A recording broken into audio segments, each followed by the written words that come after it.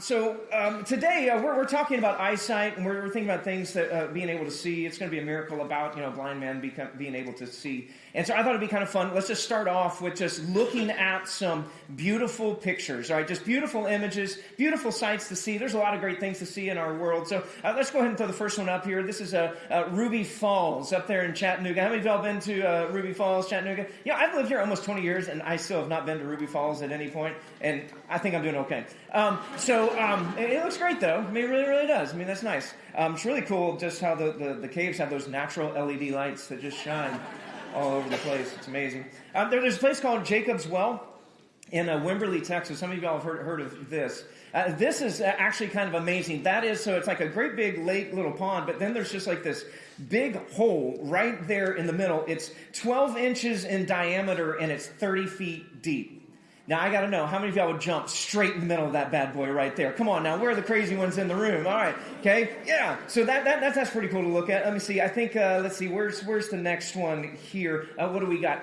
We've got, this is the Glowworm Cave in New Zealand. Anybody been there? All right. Okay, no, nobody's been there. But how cool is that? That's all natural. That is not LED lights. All right, it's not cheating like they do in Ruby Falls.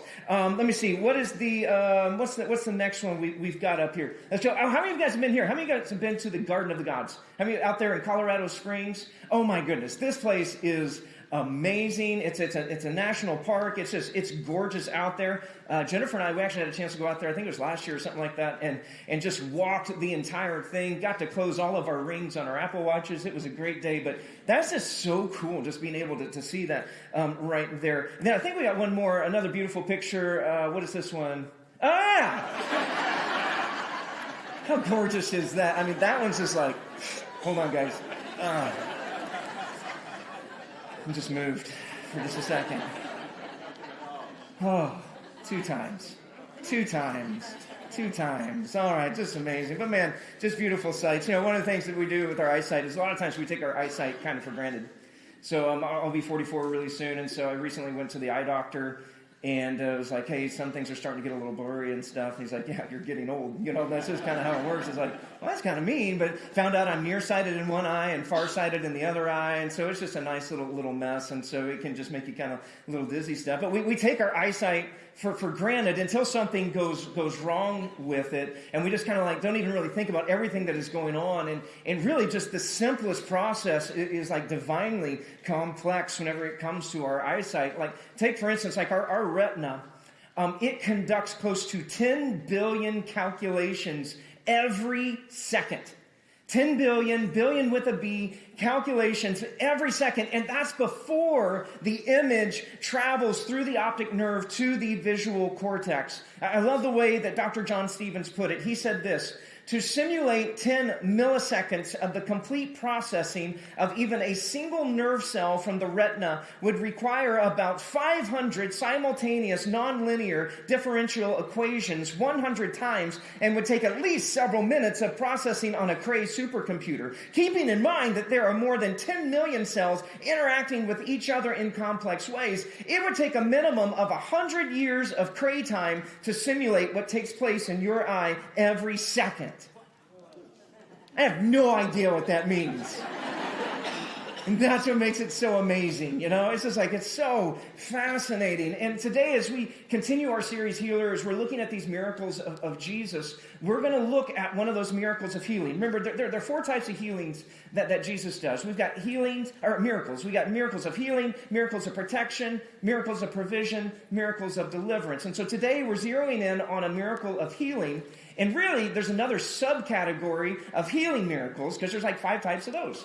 Lepers are cleansed, mute people talk, deaf people can hear, lame people are able to walk, and then the blind are able to see. And they're all amazing miracles. I mean, you can do any one of those things. That's pretty amazing. But blindness, because of the complexity of sight is particularly amazing. And so if we look at this story in John chapter 9, if you got a Bible, I'd invite you to just kind of flip over there. John chapter 9, it's a long story, and we're going to do our best to just kind of get to the high points of this story. But this is an amazing miracle right here. So John chapter 9. Now in John chapter 8, there's been this long back and forth between Jesus and the Pharisees. It goes really well because at the end of it, they try to kill him. And so it was a great conversation. And so he gets to this point in John chapter 9. It's right after this. And it says this: as Jesus was walking along, he saw a man who had been blind from birth.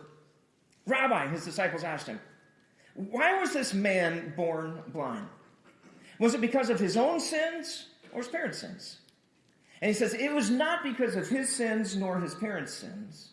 This happened so the power of God could be seen in him. We must quickly carry out the task assigned us by the one who sent us. The night is coming, and then no one can work. But while I am here in the world, I am the light of the world. Then he spit on the ground, made mud with the saliva, and spread the mud over the blind man's eyes. You can turn to your neighbor and just go, ew. All right, you can just, oh, that's gross, okay? And then he told him, go wash yourself in the pool of Siloam, which means sent. So the man went and washed, and he, say this next part with me, and came back seeing.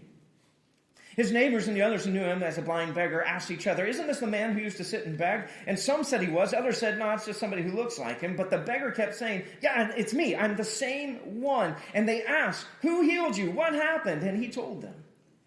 The man they called Jesus made mud, spread it over my eyes, and told me, go to the pool of Siloam and wash yourself.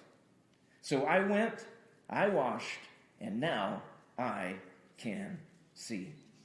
Man, a lot of things to just kind of pull out here. So let me just make a few observations here. John tells us that this guy was blind from birth. And I was reading this week in a book by Mark Batterson, and he makes this great point, and he points it out that technically all babies are born legally blind.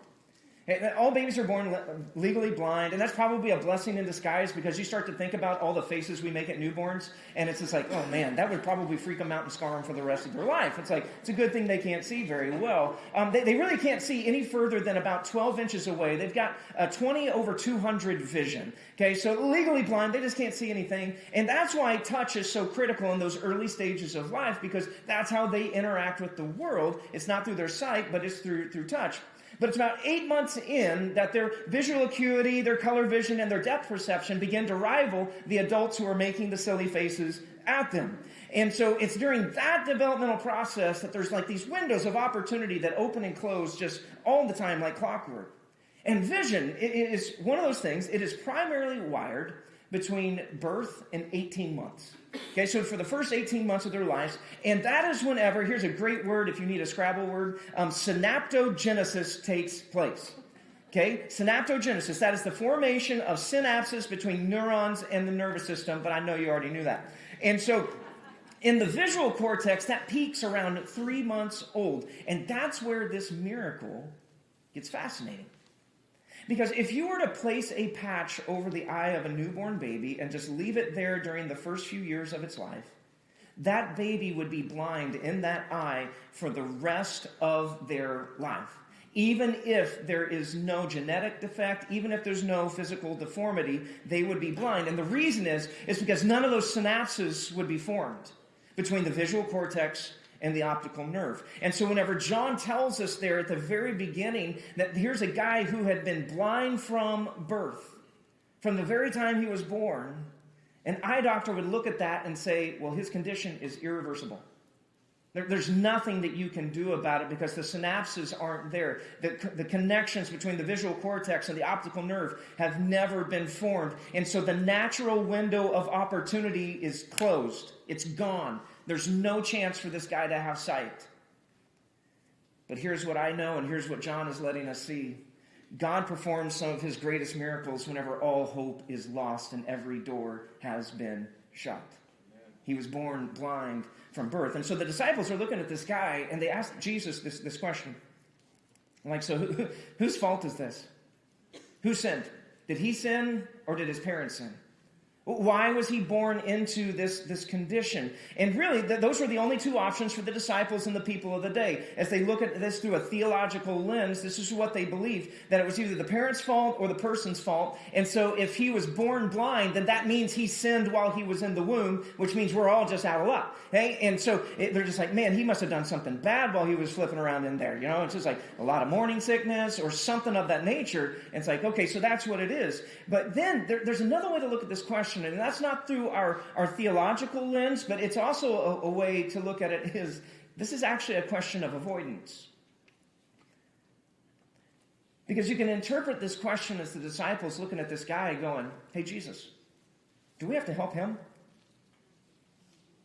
Do we need to help this guy out? Because if he's in this condition because of his sin, then we probably don't need to do anything, right? Because he's getting what he deserved, so we don't have to help. See, these disciples, they're rooted in the beliefs of just like centuries that if you're having a hard life, then you've probably done something to deserve it. It's your fault. If you're having a tough life, if something bad has happened to you, then you must have done something bad to deserve all the bad things happening in your life. And it kind of goes like this. You know, we reap what we sow. I've read that somewhere. God is a judge. And if you have bad circumstances, it must be because of bad behavior on your part. That's just the natural conclusion that they drew. And we can look at that and we go, man, that's kind of harsh, you know? I don't know why you would do that. But honestly, I think if you're honest with yourself, and if I'm honest with myself, we do the same thing. I mean, you hear that somebody gets a bad diagnosis and they've gotten sick, and maybe it's the C word that's sitting over there. What's one of the questions that we ask sometimes? Why did they get sick? It's like, well, they had some lifestyle habits that contributed to it. Why are they broke? That, well, he kind of gambled all of his money away, or, never really invested well, or, they just never really formed a budget, had really bad spending habits. See, we do the same thing. And here's two big problems with that line of thinking. Okay, the first one is this, is it creates pride and self-righteousness. Thinking like that, it creates pride and it creates self-righteousness. Because if we're experiencing good things in life and life is going well, then what do we get to do? We get to take credit for it. It's like, man, look at what we're doing here. But if there have been, and there have actually been psychological studies that show that people want to believe it's the sufferer's fault. That's why they're in the shape that they are in. And we all have this psychological bias whenever we see someone in trouble and we say, well, it's probably that they weren't very careful in life. They probably should have done this. They didn't do due diligence or something like that. We want to believe deep inside of us to some degree that it's the sufferer's fault. Why? Because then that assures us that it couldn't happen to us because we're not like that. It creates pride and self-righteousness. And here's the second problem with it. It's not true to the facts. It's just simply not true. There are plenty of good people who live miserable lives. And there are plenty of bullies who do well and they die happily in their sleep. It's not true to the facts. And it's incredibly cruel to the suffering person. So what does Jesus do whenever he gets posed this question by his disciples? What's his answer? He's like, well, actually, it's neither. It's neither one of these. It's not this guy's sin. It's not his parents' sin. This blindness is not the result of somebody having done something wrong. And the disciples, what they're doing is they're asking why, and Jesus is asking, no. What can we do? How can we help this guy? Jesus is saying, I really don't care behind the why. I don't care why. I'm going to help him. He's saying, why is this guy blind? He's like, it's a mystery. God has his purposes. But the point is that God has work to do because, hey, all things work together for good for those who love God and who are called according to his purpose. He's looking at it and he's going, look, you may never see it. You may never understand it. It might be a mystery why you're suffering, why you're going through bad things. It may not necessarily be the result of something that you've done wrong. But even though you may not know what the purpose is, here's the thing. God's at work.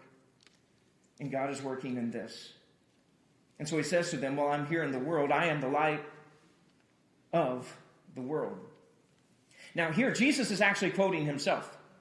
He said this back in chapter 8, verse 12. It's actually one of the things that kind of got him in trouble with the Pharisees as he starts saying all these I am statements. And he said in chapter 8, verse 12, I am the light of the world. But right here, he's like, I'm going to demonstrate how I am the light of the world. And I want you to just slide yourself into the sandals of this blind man for just a second, because the dude's blind, he's not deaf.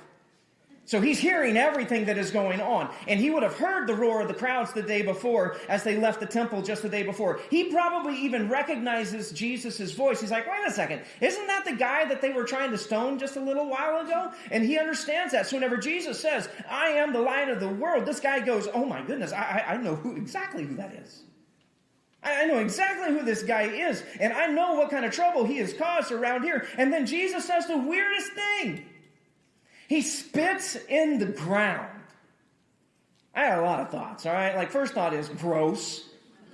You know? Second thought is, guy's blind, not deaf. Does he hear Jesus spit? I mean, does Jesus do that, like, nasty, thing where he, like, brings stuff up and it's like, oh, no. My third thought is, why? Aren't there other ways that he could have done this? I mean, just like, hey, do you want to see? Yeah, I do. All right, you can see. All right, he could have done that. But he doesn't do that. And so why is he doing this? Well, in the ancient world, some people thought, spit had medicinal power. It's the Sabbath. And so what he's doing is he's making mud on the Sabbath, which would be a Sabbath violation. So maybe he's just irritating the Pharisees again, which would always be fun. Because he's healing and he's working on the Sabbath. Or, hey, could it be that what he's doing is he's going all the way back to the book of Genesis? Do you remember in the book of Genesis, whenever it comes time for God to form man, that he gets a big pile of dirt, and then it says that he breathed his breath into the dirt, and out of the dirt, that's where man came from? He breathed his life into him. That God formed life with his breath. Well, what Jesus is doing is he is creating sight with his spit. Out of the mud. Which is a new life for this guy. Because the one who created everything in the first place is the one who can recreate anything in the second place. And he says, go wash yourself in the pool of Siloam. Now, I'm not entirely sure why he had the guy go wash, other than the fact he just put a mud pie on his face. But I'm guessing that part of this is that this guy had lived a relatively helpless life. I mean, his friends call him a beggar. I mean, he is somebody who had to depend on everybody for everything.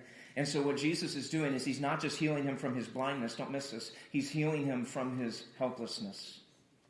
There's an old story that's told by an Episcopal bishop named William Fry. And he says, as a young man, I volunteered to tutor a student who was blind. And the student had lost his sight at the age of 13 in a chemical explosion. Kid felt like his life was over. And the only thing greater than his self-pity was his hatred towards God. For 6 months after the accident, all he did was sit around and feel sorry for himself. And then one day his dad came up and said, John, winter's coming. And the storm windows need to be put up. That's your job. I want those hung by the time I get back this evening or else. And then he pretended to walk out of the room and slammed the door. And so John got mad. He was like, I'm mad. This doesn't make any sense. In fact, he got so angry he decided that he was just going to do it. And I'm going to show him. And whenever I fall, then they'll have a blind and paralyzed son. And that'll show them. But John didn't fall. He discovered that he was capable of doing far more than he thought, even with his blind eyes. And it was only after completing the job that he discovered that his dad was never more than 5 feet away, shadowing his son to make sure he was safe. But his dad knew this about John, that his helplessness was a far worse curse than his blindness. So why did Jesus have this blind guy go wash in the pool of Siloam? I mean, he just sends him off. If you think about it, it's kind of funny. He tells a blind guy to go take a walk. Go find this pool. Okay. Why does he do that? Maybe it's because this guy's been helpless his entire life. And he doesn't need to just be healed from his blindness, but from his helplessness. And so the man went and he washed and he came back seeing. I mean, you look at the sequence here. Don't miss the sequence in this miracle. Scripture is clear that he came back seeing. In other words, if he hadn't have taken the step of faith of actually going to the pool, actually washing his face, and actually coming back, then I don't think that this miracle ever would have happened. He just would have sat there with mud on his face. Or if he would have just said, you know what, I'm just going to wash my face in the sink at the house. I'm just going to do that. Then I don't think this would have taken place. He needed to obey what Jesus told him to do. And his obedience is what led him to new life, because he came back seeing. It's just an incredible story. And I wish that we had the rest of the time to just go over the story. You've got to read this afternoon because it's amazing. I mean, he gets called in. They start questioning him, giving him the 3rd degree. They put him through these interrogations. He stays strong, never wavers. He even gets sarcastic with them. It's fantastic. It's amazing. And it's one of my favorite encounters in the story, in all the Gospels of encounters with Jesus. Okay? But that being said, I want to just pull out just 2 big ideas here as we get ready to walk out of here this morning. Here's the first idea I just don't want you to miss, all right? First thing is this. It is never too late when Jesus gets involved. It's never too late. It is never too late when Jesus gets involved. Now, I know that you may be watching online and you may be thinking, no, it's too late. You may have walked in here today and feel like you've missed your window of opportunity. And you feel like it's just too late because maybe you've lost count of how many doctors or specialists or treatments that you've taken. Maybe you've been praying for someone and praying for someone and praying for someone for years and years and years, and it feels like nothing is budging. Maybe you feel like your marriage is beyond repair and there's no hope for it. Maybe your last marriage ended in divorce and you're not for sure that you'll ever be able to love or trust someone again. Maybe you've made the same mistake over and over and over again, and it feels like you've sabotaged your future or whatever integrity you may have used to have. Maybe you feel like there's this stigma attached to you. You feel ostracized from your friends and your family. Maybe you feel so sexually broken that you aren't even sure what healthy sexuality looks like anymore. Maybe you didn't get into the college you wanted. Maybe you didn't get the job you wanted. Maybe you lost your job and you feel like you don't know your purpose, or maybe it's just what you thought your path was going to be is not what it is. I don't know your specific circumstances, but here's one thing I know. This is a man who was born blind. The window of opportunity was shut. But here's the thing. When the window of opportunity is closed, God does some of his best work. When that window looks like it's closed, whenever that door looks like it's slammed shut, and it looks like there's nothing that is going to budge it, God does some of his best work. We see this all over the Bible. Abraham and Sarah, they're in their 90s, and they've been promised that they're going to have a child, and it's like, this ain't happening. Boom, God opens the door, and he says, oh, yes, it is. Hannah in 1 Samuel, she's praying and praying and praying. God, give me a son, give me a son, give me a son. God finally gives her a son. Hezekiah has just found out, he's on his deathbed, and he starts praying, God, just give me 15 more years. Just give me 15 more years. Just give me 15 more years. And God answers the prayer. Peter denies Christ 3 times in his word in the darkest hour, and yet he is restored back into ministry. Lazarus was dead. The window was closed. And Jesus said, no.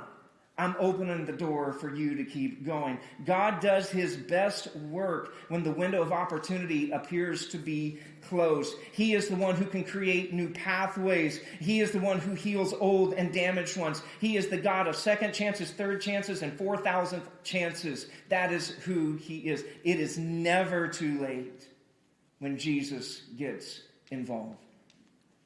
Here's the second big idea. Following Jesus may feel uncomfortable. It may feel odd. It may feel weird. And he may ask you to do something that just doesn't make a lot of sense to you. But I went and I washed and then I could see. And it may not make sense. And you may wonder why you have to take a step. But friend, that's where the healing is. That's where change is found.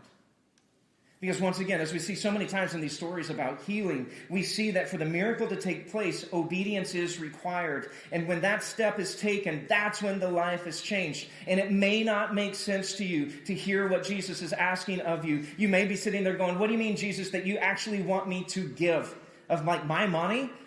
Doesn't it make more sense that 100% would go a lot further than 90%? 90%? Are you serious about that? Jesus, you're actually telling me I need to forgive the person that has wronged me and hurt me? Do you not know the scars that I carry from that? Jesus, are you kidding me? You want me to remain sexually pure in this culture? Give me a break, man. But here's a good question. Are any of those commands weirder than a mud pie facial? What step do you need to take today? What is the step that you need to take today that may not make sense to you right now in this moment? Maybe even a little uncomfortable for you. But that if you take it, you'll come back seeing. Maybe it is giving. Maybe you've heard enough messages, you know enough about this, and maybe it's just like, you know you're not honoring God with your finances, and maybe it's just taking that step and saying, I'm going to start to honor God with our finances. Maybe it's forgiving that person. And maybe it's just saying, God, you're going to have to help me through this because it hurts, it's real, and I keep running through the scenario, I keep replaying it. It's like on loop in my mind. I need your help to forgive them. Maybe there's something that is hidden in your life that needs to be confessed. And you need to confess your sin, and you need to go to a brother or sister who can hold you accountable and just say, hey, this is what's been going on. This is what I've been doing, and I know it's not right, and I've confessed it to God, but I feel like the step I've got to take now is I need to confess it to you. Maybe there's a habit, maybe there's a sin that is just like you are wrapped up in, and Jesus is saying, bro, just walk away from that. Maybe it's just an invitation that you need to extend. Maybe it's for your one, and you've been praying about your one for over a year now. And it's just like, Jesus is saying, would you just, you don't have to be weird about it, but would you just like invite him to come to church with you? What is that step? Maybe for some of you, what he's saying is you just need to respond to the gospel. You need to believe in me. You need to confess me as Lord. You need to repent of your sins. You need to be baptized into me. Because if you want a radically different life, you're going to have to take a radical step of obedience. And most miracles require that act of obedience. You can't manufacture a miracle in your life. But you can go wash in the pool of Siloam. And you can do what he's asked you to do. Because one step of obedience can open your eyes. One step of obedience can reverse the curse. And here's your bottom line. One step of obedience can change your life. Just one step. So the challenge is simple. Just would you take that one step? What is it that Jesus is calling you to do?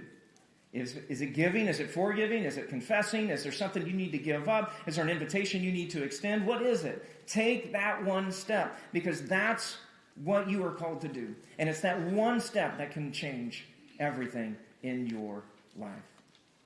Now, if you look at verse 25 later in the story, these people, they just won't leave him alone.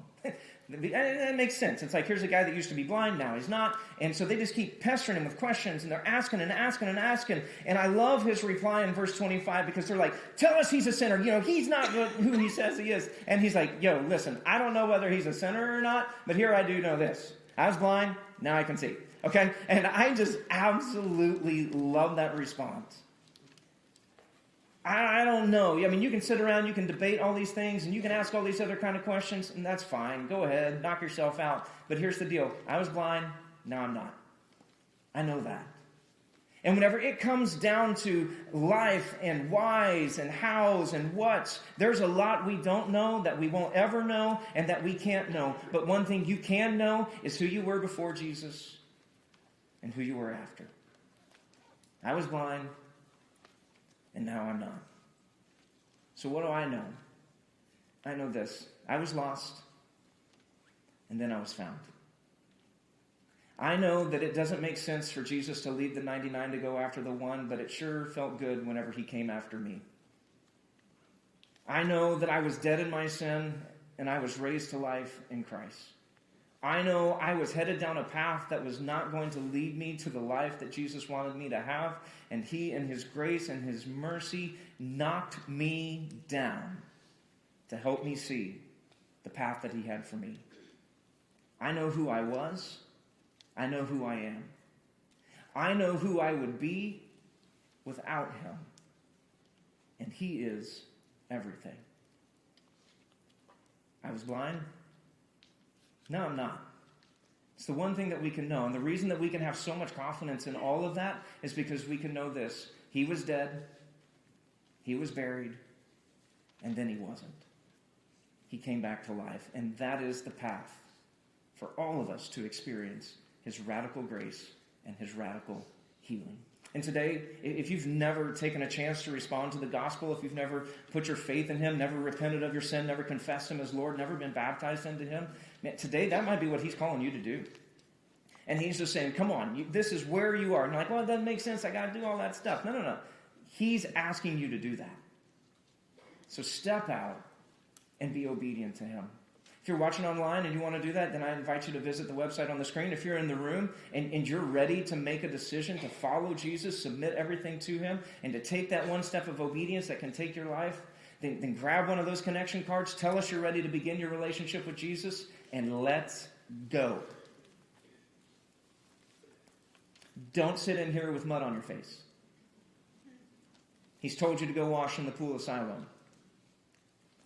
Listen to him and do what he says. So Jesus, that's what we're asking today. Would you help us to hear your voice, to hear what you are calling us to do, and that we would step out in faith and we would do exactly what you ask us to do. And so we thank you that you are a God who is working best whenever the windows seem to be closed, whenever the doors seem to be closed. And we thank you for that.